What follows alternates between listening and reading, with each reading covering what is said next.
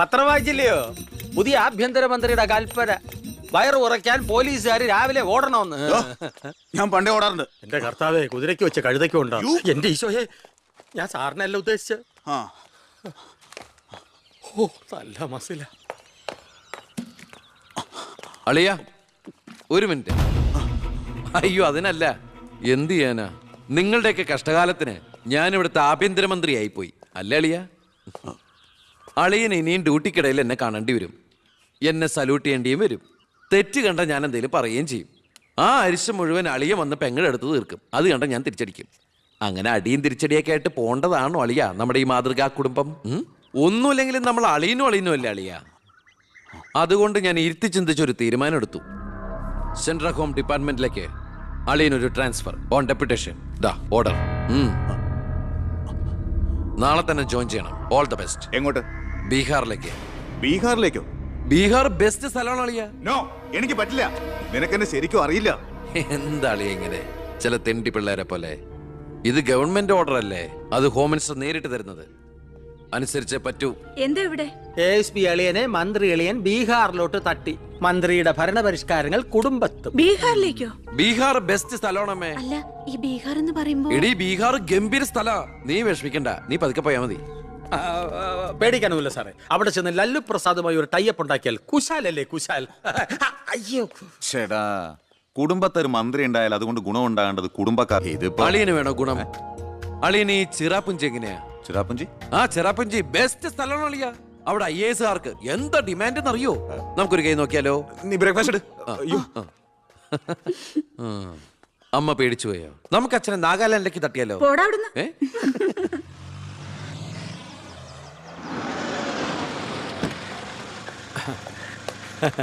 നമസ്കാരം. നമസ്കാരം. Good morning. Good morning. മനസ്സിലായില്ലേ? മേഴ്സി വർഗീസ്, ഇവിടുത്തെ ഫേമസ് പബ്ലിക് പ്രോസ്റ്റിറ്റ്യൂട്ടാ. പഴയ ജോലിയൊക്കെ നിർത്തി ഇപ്പൊ അച്ഛന്റെ കേസ് മാത്രമേ എടുക്കൂ. കൂടെ കയറിയങ്ങ് പോ. വൃത്തിയിട്ടവനെ, താനാ പറഞ്ഞതിന്റെ അർത്ഥം എനിക്കറിയോ? മാഡം മാഡം മാഡം അറിയാതെ നാ ഒന്ന് പിഴച്ചു പോയതാണ്. മാഡം എന്റെ സ്വന്തം അമ്മയെ പോലെയാണ്, സ്വന്തം ഭാര്യയെ പോലെയാണ്, പെങ്ങളെ പോലെയാണെന്നാണ് ഞാൻ ഉദ്ദേശിച്ചത്. എന്താ ഇവിടെ ബഹളം? കയ്യും കബളും കൂടെ കൂട്ടിമുട്ടിയതാ. ഈ കള്ളനായിരുന്നോ? ഞാൻ കള്ളനല്ല, കള്ളന് കഞ്ഞി വെച്ചു. തൂക്കിയെടുത്ത് പുറത്താക്കണോ? ഞാൻ ഉദ്ദേശിച്ചത് ഇയാളൊന്നും ഉദ്ദേശിക്കണ്ട. മേലിൽ മുറ്റത്ത് കാലി കുത്തിപ്പോരുന്നു. ഞാൻ ഈ കാല് എന്റെ ഉദ്ദേശങ്ങളൊന്നും പഴയതുപോലെ ഫലിക്കുന്നില്ലല്ലോ. തെളിവുകളും സാക്ഷിമൊഴികളും അനുകൂലമാണെങ്കിൽ പിന്നെ ഒന്നും പേടിക്കാനില്ല. സെൽഫോൺ ഒരു പ്രധാനപ്പെട്ട തെളിവല്ല. അതിലേക്ക് ആർക്ക് വേണമെങ്കിലും വിളിക്കാം, തിരിച്ചും വിളിക്കാം. പക്ഷേ ശാരിയുടെ സാക്ഷിമൊഴി പ്രധാനമാണ്. അതിലൂടെ മാത്രമേ വെട്ടൂർ ശിവനും ഈ കൊലയും തമ്മിലുള്ള ബന്ധം വാദിഭാഗത്തിന് തെളിയിക്കാൻ പറ്റൂ. ഈ വെട്ടൂർ ശിവൻ നിരപരാധിയാണെങ്കിൽ അച്ഛനും നിരപരാധിയാണല്ലേ മാഡം? അതെ. അപ്പോ എങ്ങനെയും ശാരിയുടെ മൊഴി നമുക്ക് അനുകൂലമാക്കണം. അച്ഛൻ ആ കുട്ടിയോടൊന്ന് സംസാരിച്ച. ഓ, ഇവിടുത്തെ പഴയ ബാല്യക്കാരുടെ മോളാ അവള്. ഇനി ഞാൻ അവളെ കാല് പിടിക്കണമെന്ന് പറഞ്ഞാ? അച്ഛാ, ഇപ്പൊ ആവശ്യം നമ്മുടെതാ. അവൾ അനുസരിക്കും. അതിനുള്ള തന്ത്രങ്ങളൊക്കെ അച്ഛൻ അറിഞ്ഞൂടെ?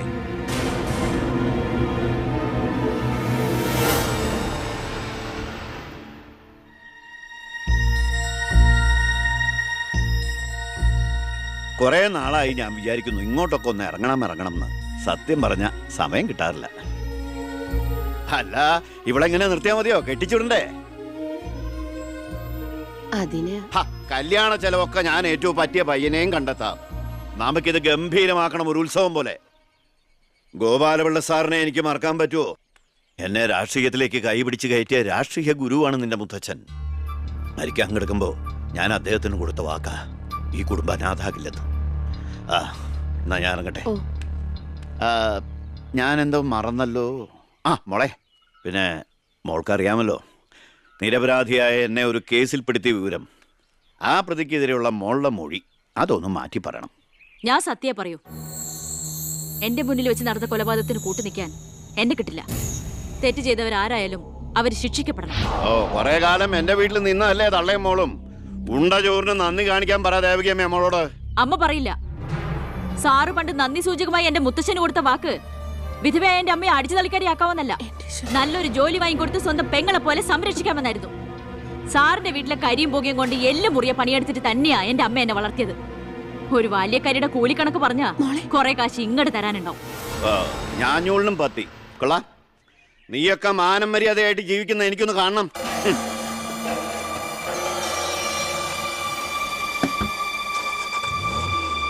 എടാ ഞാനാ. എന്താ അച്ഛാ? ഏയ് നടക്കില്ലടാ. ഇന്ന് അച്ഛൻ അവളുടെ അടുത്ത് പോയി, നാളെ അവൾ അച്ഛൻ്റെ അടുത്ത് വരണം. അച്ഛൻ സമാധാനമായിട്ടിരിക്കുക, ബാക്കിയൊക്കെ ഞാൻ നോക്കിക്കോളാം.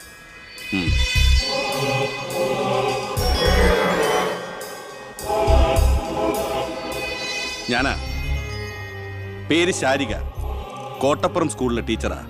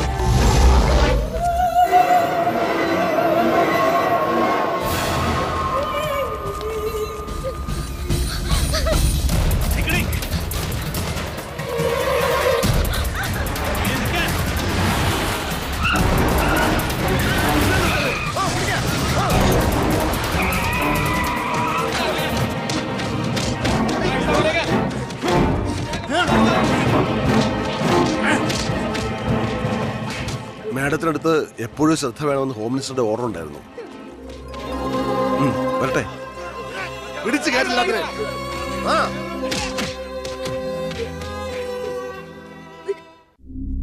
ആ ഗുണ്ടകളെല്ലാം മണിക്കൂറുകൾക്കുള്ളിൽ ജാമ്യത്തിറങ്ങിപ്പോയി സർ. അവർക്ക് വേണ്ടി ക്യൂ നിൽക്കുകയാണ് ആവശ്യക്കാർ.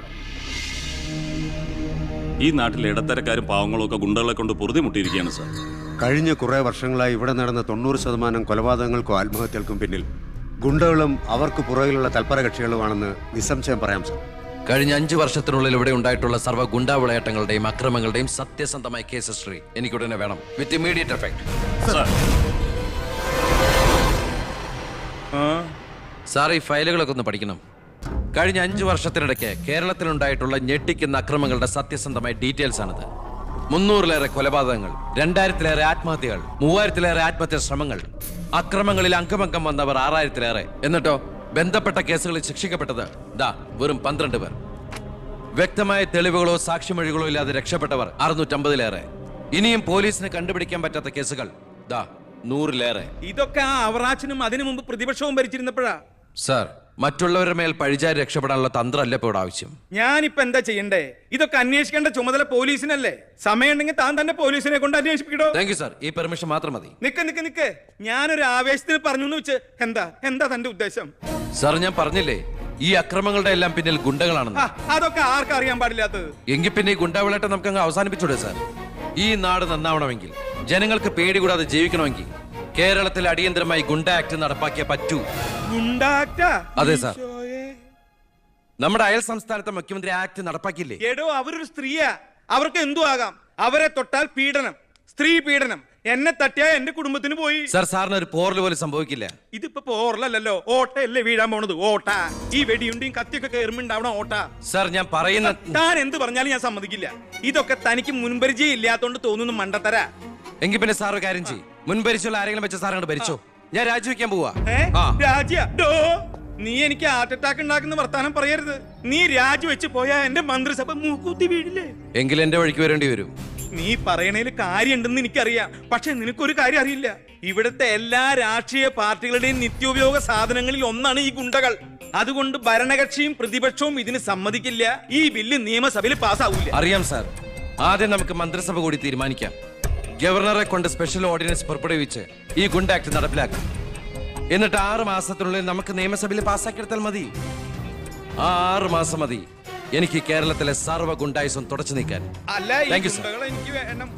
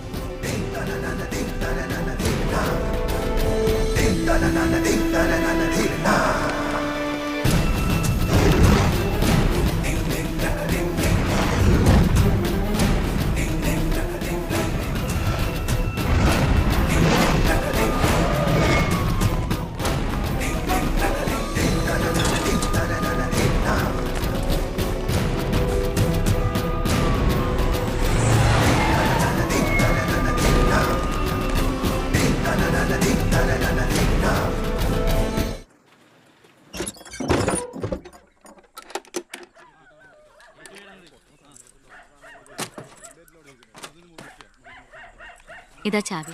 എന്നാ ഞങ്ങൾ ഇറങ്ങട്ടെ. ഓ ആയിക്കോട്ടെ.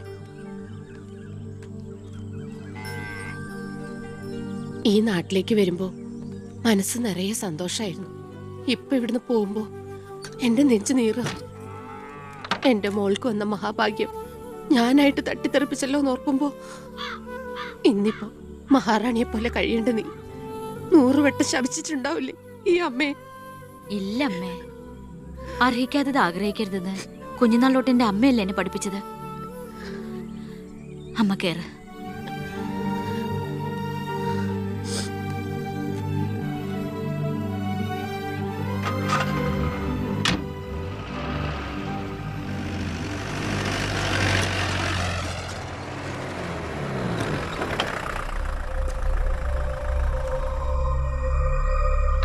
നിർത്ത് വണ്ടി എടുക്കല്ലേ.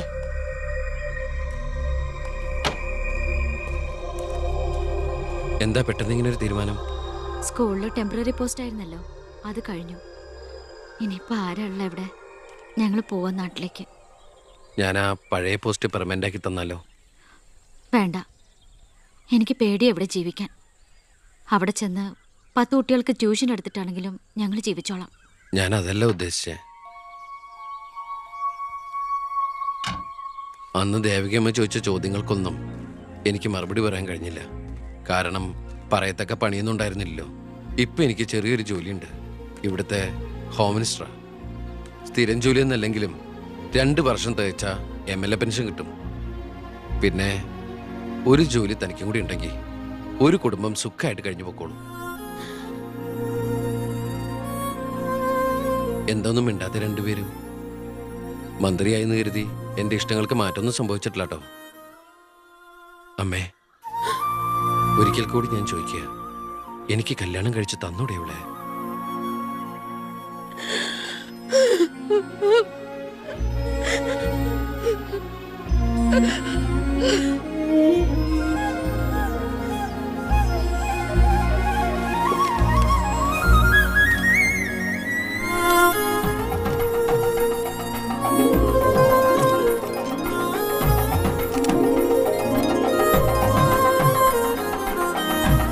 സാക്ഷികൾ ഒരു സാക്ഷിയുണ്ടേ. ഒന്ന് മറക്കേ സാറേ. ജോസഫ് വർക്കി, കുണ്ടാലി തെക്കേതിൽ, ചിറ്റാരിക്കര. ഈ ധന്യ മുഹൂർത്തത്തിന് സാക്ഷിയാകാൻ ഒരവസരം എനിക്ക് തരണം. ഇതാ ഇവിടെ. അങ്ങോട്ട് മാറി നിൽക്കണോ? മാറിയിക്കാൻ പറഞ്ഞപ്പോ ഓക്കെ. തട്ടിപ്പും വെട്ടിപ്പും ഒക്കെ നിർത്തി ഇനിയുള്ള കാലം ഒരു നല്ല മനുഷ്യനായിട്ട് ജീവിക്കണമെന്നാണ് എൻ്റെ ആഗ്രഹം. നല്ലതാ. മന്ത്രിയോടൊപ്പം നടന്നില്ലെങ്കിൽ വീട്ടിലും നാട്ടിലും ഒരു പട്ടിയുടെ വില പോലും എനിക്ക് കിട്ടില്ല. എന്നെ കൈവെടിയരുത്. ഞാനൊന്ന് ആലോചിക്കട്ടെ. എന്താ ഈ പത്രക്കാരും പോലീസുകാരും കാണിക്കുന്നത്? മന്ത്രി വൈഫ് ഒന്ന് പുറത്തേക്ക് ഇറങ്ങിക്കോട്ടെ. ഇന്നത്തെ കൊരകന്റെ പൂമാല കിട്ടിയ പോലെ തിരക്ക് ഉണ്ടാക്കണ എന്താന്നാ ഞാൻ ഉദ്ദേശിച്ചത്.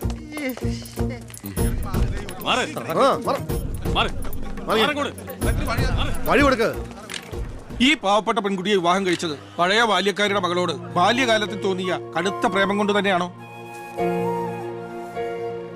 നാട്ടുകാർ മുഴുവൻ നോക്കി നിൽക്കെ ഒരു ഗുണ്ട പഴപ്പിച്ച ഈ പെണ്ണിന് ജീവിതം നൽകിയത് ജനസിമ്പതി നേടി പ്രശസ്തി പിടിച്ചു പറ്റാൻ വേണ്ടിയല്ലേ? വിട് സാറേ. പത്രക്കാരോട് ഇങ്ങനെയൊക്കെയാണോ? അതിനുള്ള മറുപടിയൊക്കെ ഞാൻ പറഞ്ഞോളാം. അനന്തുമാർ വാ. കളി എന്നോടോ? തന്നെ പോലുള്ള മഞ്ഞപ്പത്രക്കാർക്ക് എന്തു എഴുതി പിടിപ്പിക്കാം. സ്വന്തം കൂടപ്പിറപ്പുകളുടെ കിടപ്പറ കഥകൾ വരെ. ആ സർക്കിൾ ഇൻസ്പെക്ടർ വിജയൻ സാറ് അവിടെ വെച്ച് അനന്തകുമാറിനിട്ട് 2 പൊട്ടിച്ചിരുന്നെങ്കിൽ നിങ്ങൾ പത്രക്കാരെ എഴുതി പിടിപ്പിക്കും ആഭ്യന്തരമന്ത്രി അധികാരം ദുർവിനിയോഗം ചെയ്തു എന്ന്. അതൊക്കെ ചീപ്പായി പോവില്ലേ? പക്ഷെ ഒരു ഭാര്യയെക്കുറിച്ച് പറയുമ്പോ ഭർത്താവ് കുറച്ച് ചീപ്പായാലും വലിയ കുഴപ്പമൊന്നുമില്ല അല്ലടാ അനന്തകുമാറെ. സാറൊന്നും കണ്ടിട്ടില്ല, അനന്തകുമാറൊന്നും കൊണ്ടിട്ടുമില്ല. താടി ഉള്ളതുകൊണ്ട് പാടറിയില്ല.